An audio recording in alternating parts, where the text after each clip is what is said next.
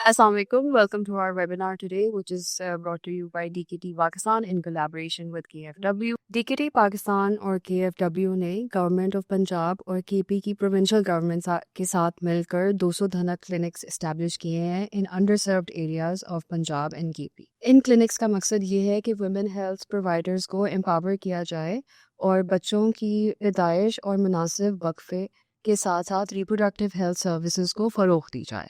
आज का हमारा टॉपिक है कि बैक टू बैक प्रेगनेंसीज किस तरह से ख़वातीन की सेहत को असरअंदाज करती हैं। आज हमारी गेस्ट स्पीकर हैं डॉक्टर सायरा रियाज, जो कि एक कंसल्टेंट गायनेकोलॉजिस्ट हैं, और we welcome her to the show. Thank you so much. Doctor Saira, please अपने आप को इंट्रोड्यूस कराइए हमारी ऑडियंस के लिए। सबसे पहले आपका बहुत बहुत शुक्रिया। मैं डॉक्टर सायरा रियाज हूँ, कंसल्टेंट ऑब्स्टेट्रिशियन एंड गायनेकोलॉजिस्ट हूँ। सर्विसेज हॉस्पिटल लाहौर में अपनी फ़राइज़ सर अंजाम देने के साथ साथ मैं यूनिकेयर मेडिकल सेंटर शातमान में प्रैक्टिस कर रही हूँ। Right, welcome to the show. Thank you. तो डॉक्टर सायरा, मुझे ये बताइए, बैक टू बैक प्रेगनेंसीज की वजह से एक औरत की सेहत के ऊपर क्या असर हो सकता है? बहुत इम्पॉर्टेंट क्वेश्चन है, क्योंकि प्रेगनेंसी के बाद हेल्दी बर्थ स्पेसिंग बहुत इम्पॉर्टेंट है। बैक टू बैक प्रेगनेंसीज की वजह से औरत की जो जिस्म होता है उसको रिकवरी के लिए उतना टाइम नहीं मिलता, जिसकी वजह से बहुत से मसाइल हो सकती हैं। उसके अंदर खून की कमी हो सकती है, कमज़ोरी हो सकती है, बहुत सी कॉम्प्लिकेशंस हो सकती हैं, जैसे कि ब्लड प्रेशर, प्रीमेच्योर डिलीवरी। इसके अलावा फ़िज़िकल हेल्थ के साथ साथ मेंटल हेल्थ भी डिस्टर्ब हो जाती है और ख़वातीन में डिप्रेशन और एंग्जाइटी के एलिमेंट्स आ जाते हैं। सो डॉक्टर सायरा, आपने बिल्कुल सही फरमाया कि फ़िज़िकल हेल्थ के ऊपर असर होता है और साथ में मेंटल हेल्थ के ऊपर भी बहुत असर होता है, माँ की मेंटल हेल्थ पे। सोशल मीडिया से हमें एक सवाल आया है कि आप हमें ये बताएं कि बच्चे की सेहत के ऊपर क्या असर होता है? जैसे कि मैंने आपको बताया है कि माँ के जिस्म में कमज़ोरी रह जाती है, उसके अंदर बहुत सी कॉम्प्लिकेशंस होती हैं, खून की कमी होती है, तो इन सारी चीज़ों का इफ़ेक्ट बच्चे के ऊपर भी होता है। बच्चे के अंदर ग्रोथ की नशोनुमा जो होती है वो रुक सकती है, स्मॉल ग्रोथ हो सकती है, और प्रीमेच्योर डिलीवरी की वजह से बहुत से मसाइल हो सकते हैं और बच्चे की ग्रोथ और इवन कि उसकी लाइफ को भी ख़तरा हो सकता है। राइट, इसको आप थोड़ा सा और एलाबरेट करेंगी कि बच्चे की ग्रोथ के ऊपर किस तरह से असर हो सकता है? ओके, जैसे कि हमने कहा कि बच्चे की माँ की में हेल्दी बर्थ स्पेसिंग ना हो या बैक टू बैक प्रेगनेंसी हो, तो उसकी वजह से एनीमिया, हाइपरटेंशन और सी सेक्शन के रेट ज़्यादा बढ़ सकते हैं, जिसकी वजह से मदर जो होती है उसी की प्लेसेंटल इंसफिशेंसी ट्रांसफ़र हो जाती है बच्चे में।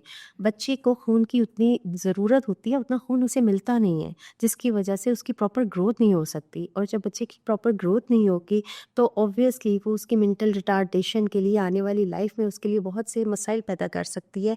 और जो बच्चे कबल अज़ वक्त पैदा होते हैं या जिनके अंदर मेंटल रिटार्डेशन हो जाती है, उनमें आने वाली लाइफ में डायबिटीज़, हाइपरटेंशन, लो IQ, ये सारे मसाइल जन्म ले सकते हैं। डॉक्टर सायरा, मेरा अगला सवाल ये है कि फैमिलीज़ अक्सर कहती हैं कि माँ जो है वो पैदाइश के बाद फुली रिकवर कर जाती है और बर्थ स्पेसिंग की ज़रूरत नहीं है। इसके बारे में आपका क्या ख्याल है? मैं इसको स्ट्रांगली डिनाई करती हूँ, और ये एक मिसकॉन्सेप्शन है, क्योंकि हर प्रेगनेंसी के बाद माँ की बॉडी को रिकवर करने के लिए कुछ टाइम ज़रूरी है। इसीलिए दुनिया जहाँ में हेल्दी बर्थ स्पेसिंग को प्रमोट किया जाता है, यानी कि पैदाइश में मुनासिब वक्फा, जो कि कम अज़ कम 18 महीने होना चाहिए और मैक्सिमम 36 मंथ्स, और जब तक मर्ज़ी चाहें आप हेल्दी बर्थ स्पेसिंग कर सकते हैं।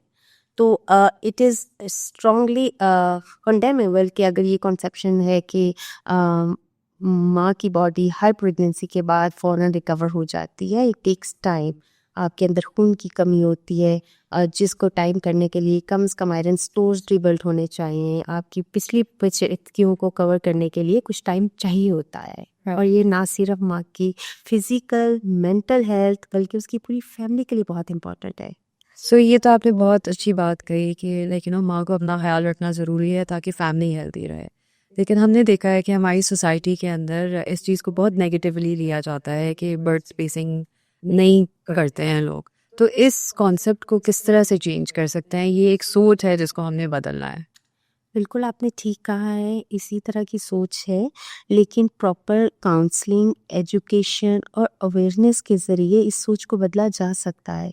और मैं समझती हूँ कि बीइंग अ हेल्थ प्रोफेशनल ये हमारी ज़िम्मेदारी है कि हम इस मैसेज को ज़्यादा से ज़्यादा आवाम तक पहुँचाएँ कि बच्चों में मुनासिब वक़फ़ा बहुत ज़रूरी है, ना सिर्फ़ औरत के लिए, उसके आने वाले बच्चों के लिए, बल्कि उसकी पूरी फैमिली के लिए, ताकि उनकी एजुकेशन पे, उनकी तरबियत पे, फाइनेंशियल स्टेबिलिटी पे वो अच्छे तरीके से अमल कर सकें। और बिल्कुल डॉक्टर्स को चाहिए कि प्रॉपर काउंसलिंग और एजुकेशन फ़राहम करें और मरीज़ों को ज़्यादा से ज़्यादा अवेयरनेस दें इस बारे में।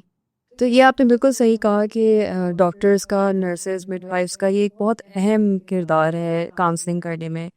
मुझे ये बताएंगे, जब काउंसल कर दिया लाइक फैमिली को कि उनको बर्ड स्पेसिंग करनी है, वक्फा देना है, तो फैमिलीज़ के पास क्या ऑप्शंस होते हैं कॉन्ट्रासेप्शन के? जैसा कि आप जानती हैं कि बहुत से कॉन्ट्रासेप्शन के मेथड्स अवेलेबल हैं, जिसमें नेचुरल मेथड्स भी हैं, हार्मोनल, नॉन हार्मोनल मेथड्स भी होते हैं, लेकिन आइडियली जो सबसे ज़्यादा रिकमेंड किए जाते हैं वो long acting reversible contraception methods हैं, यानी कि ऐसे मेथड्स जो देरपा हैं, कंफर्टेबल हैं, वो इजीली रिवर्स हो जाते हैं। ओके।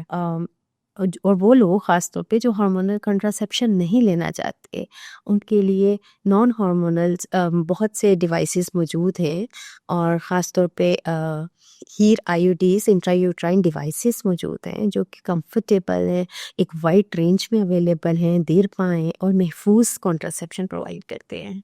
ये तो आपने बहुत अच्छी बात बताई कि नॉन हार्मोनल जो है वो ऑप्शंस अवेलेबल हैं। अब मुझे ये बताएं हीर आईयूसीडीज़ के बारे में कि उसमें क्या-क्या डिफरेंट टाइप्स अवेलेबल हैं, और लाइक किस खातून के लिए कौन सी आईयूसीडी आप रेकमेंड करेंगी? अम, जैसे कि मैंने आपको बताया है कि गवर्नमेंट ऑफ पंजाब की मदद के साथ हीर आईओडीज़ ने बहुत से इंट्रायूट्राइन डिवाइसेस अवेलेबल कराई हुई हैं, जिसके अंदर हमारे पास मुख्तलिफ हैं। जैसे कि हम बता सकते हैं हीर स्लीक, ये ख़ास तौर पे उन बच्चियों के लिए है जिनकी अभी प्रेगनेंसीज एक हुई हैं और यंग बच्चियां हैं। ये स्मॉल छोटी सी डिवाइस है, बहुत कंफर्टेबल है। इसके बाद हमारे पास हीर कॉपर-टी अवेलेबल है, जो कि 10 साल की प्रोटेक्शन दे सकती है, लॉन्ग एक्टिंग रिवर्सिबल कॉन्ट्रासेप्शन है और ख़ास तौर पे उन ख़वातीन के लिए बहुत ज़्यादा है बेहतरीन, जो अपनी फैमिली कंप्लीट कर चुकी हैं और जिन्हें एक लॉन्ग टाइम कॉन्ट्रासेप्शन डिज़ायर है। ओके। इसके बाद हम बात करते हैं हीर सेफ लोड की। ये उन ख़वातीन के लिए जो डिलीवरी के फ़ौरन बाद कॉन्ट्रासेप्शन चाह रही होती हैं। चूँकि ये डिस्पोजेबल पैक में होती है, इंसर्ट की जाती है, तो इसमें इन्फेक्शन का मिनिमम चांस होता है और ये देर पा प्रोटेक्शन देती है फॉर 10 इयर्स। तो ये इमीडिएट पोस्टपार्टम इंसर्ट की जाती है। राइट। इसके अलावा बहुत से ऑप्शंस अवेलेबल हैं, जिसके अंदर ही सिल्वर लाइन भी है। डॉक्टर सायरा, हमारे पॉडकास्ट के ज़रिए एक सवाल आया है। लिसनर जानना चाहते हैं कि क्या आईयूडी इम्प्लांट जब लगाया जाता है वो एक पेनफुल प्रोसीजर है? वेल ये क्वेश्चन बहुत ज़्यादा कॉमन पेशेंट्स पूछते हैं, लेकिन मैं ये क्लियर करना चाहती हूँ कि इंट्रा यूट्राइन डिवाइसेस बहुत कंफर्टेबल हैं और इजीली इंसर्ट हो जाती हैं। लेकिन ज़रूरी ये है कि इन्हें एक एक्सपर्ट हेल्थ प्रोफेशनल के ज़रिए इंसर्ट करवाया जाए। आपकी राइट। एक्सपर्टीज पे डिपेंड करता है। It is not a painful procedure, it is very comfortable and easy to insert. Okay, thank you for clarifying that. Doctor Saira, मुझे ये बताएं कि एक खातून आईयूसीडी रखवाती हैं, उसके बाद वो क्या एक्सपेक्ट कर सकती हैं? अपनी बॉडी के अंदर क्या चेंजेस आ सकती हैं? एज वी ऑल नो कि हर बॉडी का अपना एक रिस्पॉन्सिव वे होता है। एक बात मैं क्लियर करना चाहती हूँ कि कोई भी कॉन्ट्रासेप्शन का मेथड जब आप यूज़ करते हैं तो बॉडी में एडजस्ट होने के लिए it takes time, whether it is hormonal और नॉन हार्मोनल। राइट। और इंट्रायूट्राइन डिवाइसेस में भी हर पेशेंट डिफरेंट तरह के रिस्पॉन्स शो करता है। ठीक है, इसमें ये मिसकॉन्सेप्शन कि इससे वेट बढ़ जाएगा या बहुत ज़्यादा हैवी ब्लीडिंग हो जाएगी, तो ऐसा नहीं है। आप अपने लाइफस्टाइल को इसके साथ साथ मॉडिफाई करें। इंट्रायूट्राइन डिवाइसेस के साथ पेशेंट बहुत इजी कंफर्टेबल हैं और वो बहुत स्मूथली चल रहे होते हैं।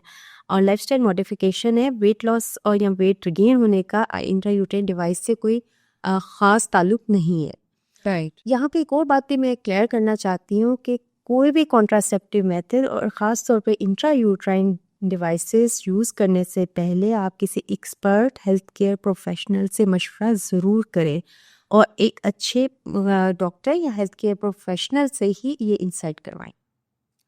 डॉक्टर सायरा, लिसनर्स की तरफ से एक सवाल है कि उन्होंने IUCD रखवाए, उनको बहुत हैवी ब्लीडिंग स्टार्ट हो गई, तो इसमें आप क्या रिस्पॉन्स देंगी? इस तरह का अगर कोई क्लाइंट है, उनको क्या करना चाहिए? देखिए, अगर कोई पेशेंट ये रिपोर्ट कर रहा है कि उसको इंट्रायूटेराइन डिवाइस इंसर्ट करने के बाद हैवी ब्लीडिंग हो रही है, तो मैं उसे कहूँगी कि फ़ौरन अपने डॉक्टर से कंसल्ट करें या किसी अच्छे डॉक्टर से ज़रूर कंसल्ट करें एंड टेक इट सीरियसली, क्योंकि नॉर्मली इंट्रायूटेराइन डिवाइसेस रखने के बाद हैवी मेंस्ट्रुअल ब्लीडिंग या किसी किस्म के साइड इफ़ेक्ट्स नहीं होते। It is very easily inserted and comfortable to use. लेकिन अगर आप किसी ऐसे मसले से दो चार हैं, तो आपको चाहिए कि फ़ौरन अपनी मेडिकल एडवाइस सीख करें। ओके डॉक्टर साया, थैंक यू सो मच। आपने हमें इतना अच्छे से एक्सप्लेन किया बर्थ स्पेसिंग के बारे में और माँ की सेहत के बारे में। कोई मैसेज जो आप हमारे व्यूअर्स को देना चाहें इस वेबिनार के ज़रिए? सबसे पहले तो मैं आपका शुक्रिया अदा करती हूँ कि आपने मुझे ये अपॉर्चुनिटी प्रोवाइड की। सेकेंडली मैं ये कहना चाहती हूँ कि तमाम पेशेंट से कि आप अपनी प्रेगनेंसी को एक नॉर्मल तरीके से इंजॉय करें। प्रेगनेंसी के बाद, डिलीवरी के बाद हेल्थी बर्थ स्पेसिंग, बच्चों में मुनासिब वक्फा ज़रूर करें। बच्चों में मुनासिब वक्फा ना सिर्फ माँ की सेहत के लिए, नौज़ायदा बच्चे के लिए, बल्कि पूरी फैमिली के लिए बहुत ज़्यादा इम्पॉर्टेंट है। अपने बच्चों को 2 साल के लिए ब्रेस्ट फीडिंग ज़रूर कराएं और उसके बाद अगर आप किसी मेडिकल कंडीशन को सफ़र कर रही हैं, जैसे आप खुदा न खास्ता अगर किसी पेशेंट को कोई दिल का मसला है, ब्लड प्रेशर का मसला है, शुगर का मसला है, तो वो अपनी बॉडी को इतना टाइम दे, अपनी मेडिकल कंडीशन को स्टेबलाइज करे, अपने मेडिकल डॉक्टर से प्रॉपर इलाज कराने के बाद, हेल्थ स्टेबिलिटी के बाद नेक्स्ट प्रेगनेंसी की तरफ आए। बच्चों में हेल्दी बर्थ स्पेसिंग ना सिर्फ फिजिकल हेल्थ बल्कि मेंटल हेल्थ और इकोनॉमी ऑफ द कंट्री के लिए भी बहुत इम्पोर्टेंट है। आप बर्थ स्पेसिंग करके फाइनेंशियल स्टेबिलिटी अचीव कर सकते हैं। Right, thank you so much. Right.